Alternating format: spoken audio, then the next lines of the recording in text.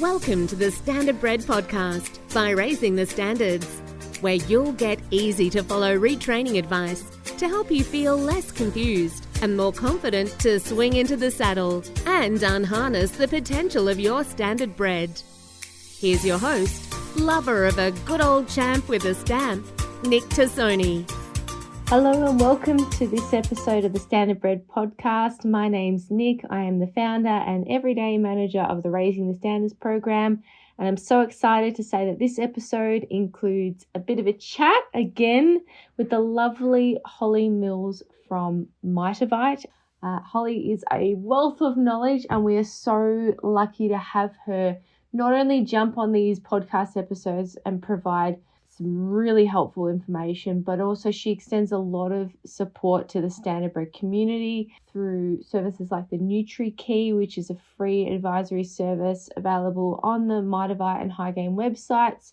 It's real people like Holly sitting there reading through your questions and providing some tailored nutritional advice for your horse. So have a look at that. And also we've recently had a lot of members of our online Standardbred Club reach out and book free consultations, nutritional consults with Holly.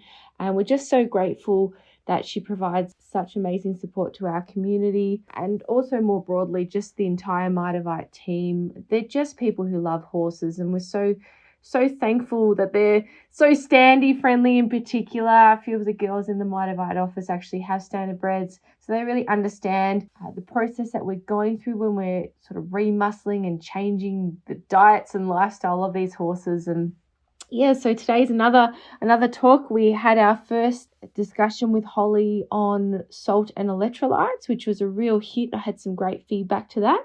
Today we're covering a couple of topics because we started with one and it sort of rolled into another, which is really great. So we start today's discussion with a talk on toxins, which is a really interesting topic. It's not something that when we first get into horses we tend to know a lot about, but there are toxins which exist in our standardbred environments, whether this is through grasses and natural feed sources, hay or hard feeds, which can make our horses quite ill and create a bunch of behavioural issues. So Holly talks about those and some ways of addressing possible toxin impacts on our horses, I guess.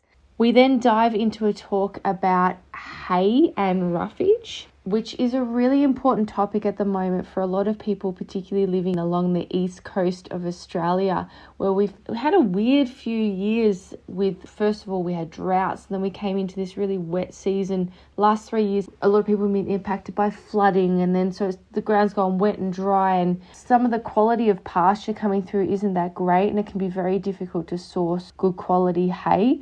So Holly provides some really clever little workarounds if this sounds like something that you're going to be facing, because our horses are grazing animals and so they're really designed to be eating all the time. So this is a fantastic talk. It goes into a couple of really big relevant topics for standardbred owners and I hope that you enjoy it. The topic I wanted to talk about, if it was okay with you, would be toxins, because we have talked about them in our online Standardbred Club before. Thank you very much. You did a really fantastic interview with us a couple of months ago. It was a fair few months ago now. Goodness me, the end of the year just ran away from us. But for those who aren't a part of that program, who have never heard of toxins relating to horses, what they are, where they're found, and why we should worry about them and how we treat them, or just a basic little overview, that would be really fantastic if we could just sort of laser in on this topic because I find it super interesting. Sure. So just really basically, microtoxins are produced by fungus, which live in the environment. It can be on the pasture, particularly, one species that most people would be familiar with is like a ryegrass, but it can be on all different types of pasture. It can even be in the hay. It can actually even be in bagged feed. So human food is screened for microtoxins, whereas like animal feed is not. So depending on the area that the raw materials have come from, or the area that your hay's come from, or even where your pasture is, there'll be different burdens of microtoxins or different types of fungus that are producing these microtoxins that live there. So important to be aware of them.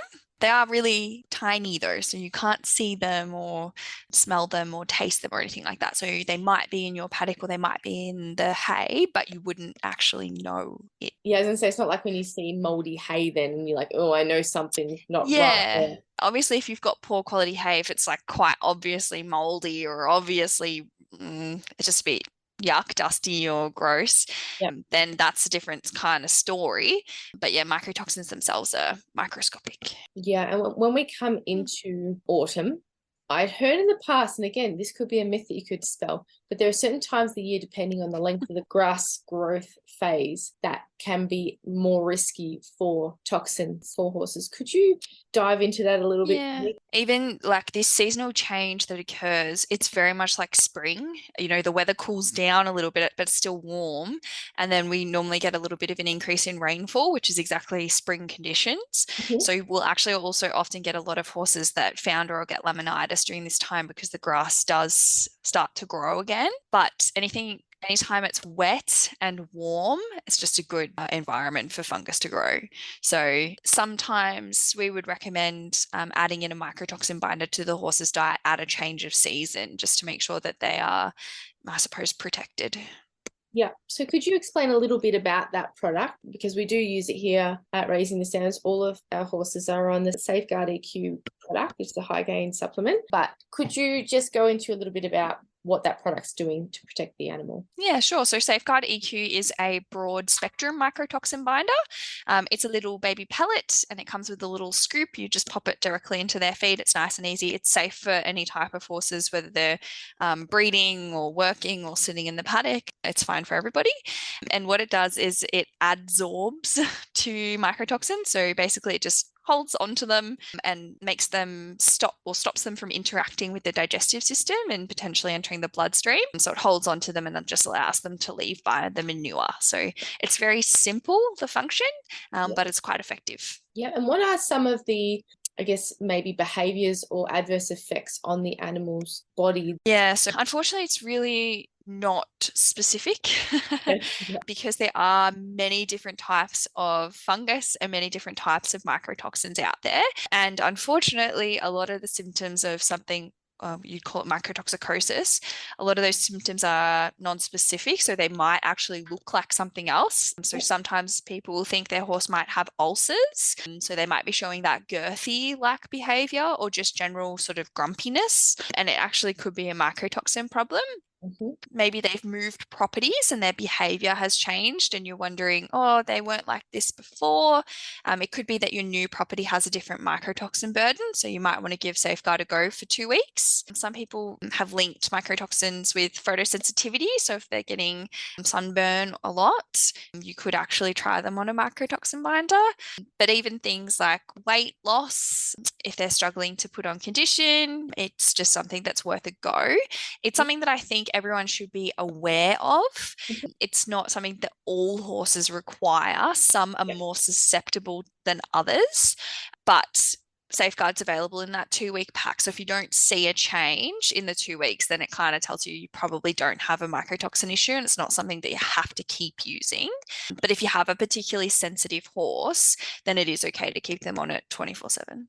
Yeah, so they can have that, although we've talked about certain seasons. It's a safe product to use year round, just as a supplement within your feed. Yeah, because that's how I treat my horses here. And I think that comes from knowing my property well. I've lived here for 22 years. Yes. And we sort of know what we're dealing with here. We're a little bit leached after Black Saturday. We were initially calcium and things, and just I can see we have managed our pasture, but we have dams that flow into our property from neighbours who don't manage their property particularly well, so we get some of those ryegrasses and things flowing in regardless of what we like in certain paddocks. And so I think knowing your property is probably another thing as well that's really handy. Because I have my horses on that product because I know what they're just grazing on. Yeah. And no way I can stop certain grasses flowing down the river, so to speak. I think too, it might be interesting this year to see how the hay goes, because obviously we've had, well, I don't know about you guys, but we're struggling to find hay down here until recently. Now everyone's cut, but the season was very wet. Yep. And very sunny. So I don't know what the quality of the hay is going to exactly be like, but those are the kinds of environments that mycotoxins can grow in. So hopefully if you are purchasing hay, it was cut and dried properly. But yeah, this year it's definitely something to look out for. And unfortunately too, sometimes your choices for hay are really limited. And I do believe that most people in this local area anyway haven't been able to get very large cuts. So if there is a hay shortage and you can't be super picky about what your horse is actually getting, it might definitely be something you want to consider putting them on. Very reassuring. We're very lucky here. So we've got 3 paddocks that are impacted by the neighbours' sort of flow, whether it's wind or dam going into our dam, because we've got a large 3-acre dam here. But we've purpose sown some horse safe sort of stuff over the years. Our hay paddocks, we actually were very fortunate. We got a lot more hay than normal, and we were aware of when it was good. It's super well managed. But a lot of our standardbred community come from up in the northern areas where the Murray River burst, and there's no hay up there, and people's properties have been really impacted. So I think it's very reassuring to know that even if you're not getting the A+ quality hay that you have in previous years, that there is something that can help protect your animal during that. That's really reassuring. I found it really hard as a horse owner and a nutritionist, because last year, we had no hay in the area and it was so expensive. And my poor horse, I was like, it's awful, and there was no other choice. It's so stressful as a horse owner as well. 100%. I feel so I had him on everything. There will be a lot of people listening, particularly along that Murray River region, who it's good to know now, if you don't have the quality hay that you've had in the past, that there are options like your toxin binders just to help your animal along as well. Would products also like Digest and Protect be something that could come into play during those seasons? Digest and Protect does have a mycotoxin binder in there, but if you have a particular problem or particularly poor hay, I would still use Safeguard with it. So that's why we would consider Safeguard as being a broad spectrum binder. It can bind to more toxins than what Digest and Protect can do by itself. So I would probably consider maybe using both, but Digest and Protect would definitely help with general digestive sort of issues, particularly if you're using a poorer quality sort of hay, but it's not going to stop, issues like mold and dust. My brain's sort of now firing off on this, because I've realized how many people in our standardbred community, because we actually not only just have riders, but we also have some harness racing professionals who listen in, looking to transition their own standardbreds to ridden work, and a lot of them, again, up in that northern Victorian area that was impacted. If there is a shortage, and also in New South Wales particularly, I know I've got a lot of students up there who are struggling to get hay.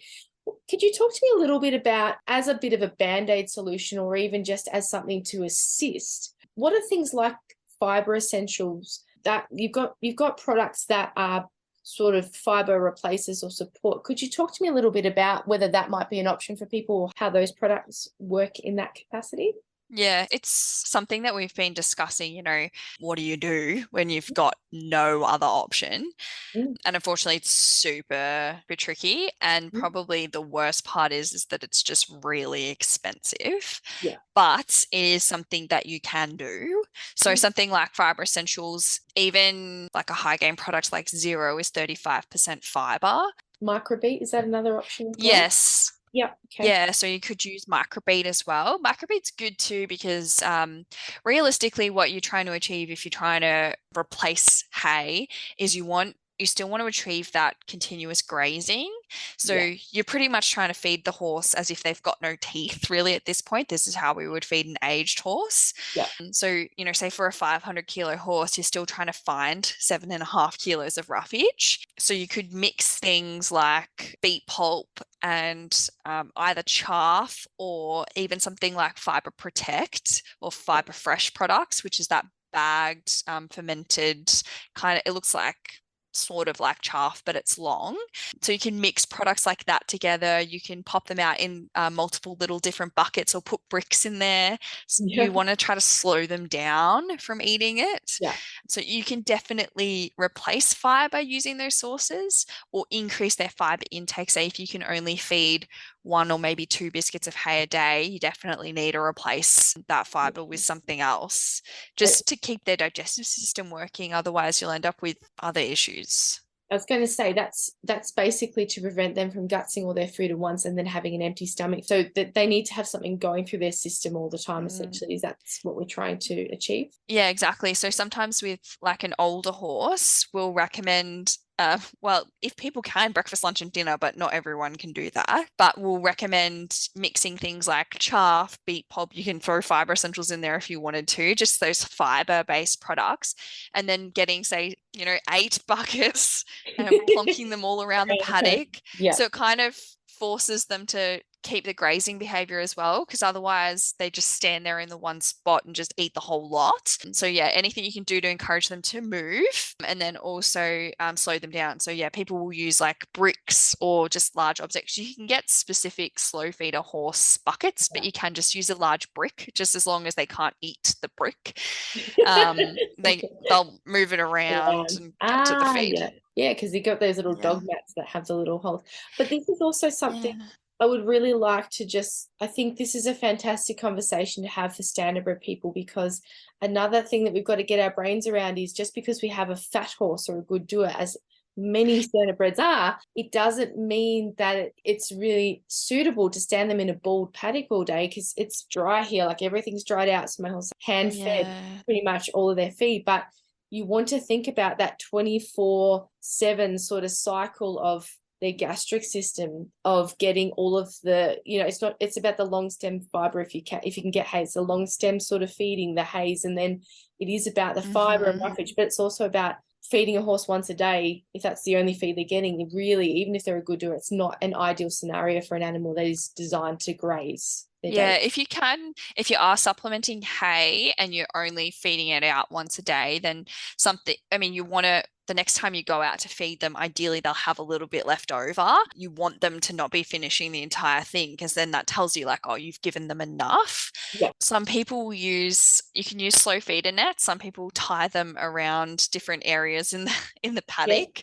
Yeah. You can make them walk to different areas to eat, and that will draw out their time as well. So that's a good sort of option for horses that are chunky, because if you give them free access, they can definitely eat more than 1.5% of their body weight if they want to. And even not necessarily slow feediness, I'm probably divulging how much of a body nerd I am, but I actually have just the old school Pony Club sort of nets, and I also use my Mitavite ones with the hole in the front, so not necessarily just slow feeding nets, but I actually elevate.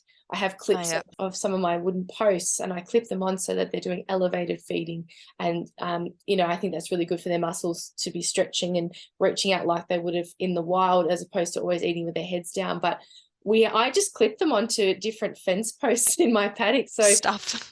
Yeah. If you want to spend a little bit of money, you can get the hay balls. Yeah. I really like the hay balls. My horse loves that thing. You put it out, he's like, don't want my hard feed, just wants to play with his hay ball. That's awesome. I put lucerne in it, wanders around.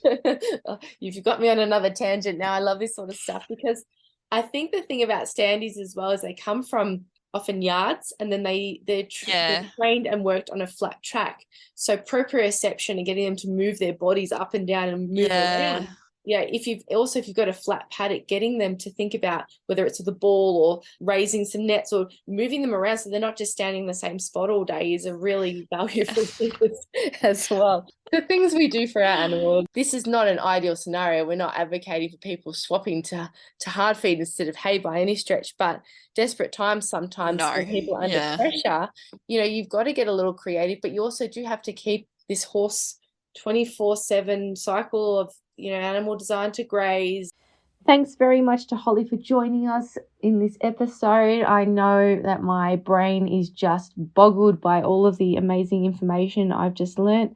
Hopefully you too have found some clever little takeaways to help you wade through and navigate your way through this process of thinking about toxins and thinking about hay, roughage, fibre and other sources of feed additional to your hard feeds that your horse really needs to live a healthy lifestyle and to be really well functional. It's particularly important when our standardbreds are going through such a huge lifestyle change as well. So, I hope that you enjoyed today's episode. Holly has also extended a very special offer on behalf of the Mitavite team. It's going to be great if you wanted to try that Safeguard EQ High Gain Toxin supplement. So if you head to our website and link into today's episode notes, which will be raisingthestandards.com.au/podcast toxins. So all one word, PODCASTTOXINS. You will find a special voucher to try the Safeguard EQ product at a discount. And we really thank Mitavite for providing that to our Standardbred community. And yeah, we all love to save a few dollars, so that'll be a really good one to get started. And it's the perfect time of year. So I've already got my horses on the Safeguard EQ product because I know that toxins will start being a bit of an issue in knowing my property well. So go and have a look at that. And I look forward to seeing or communicating with you. I guess I don't get to see you all, but joining me for our next podcast episode, which will be coming soon. Thanks. Bye.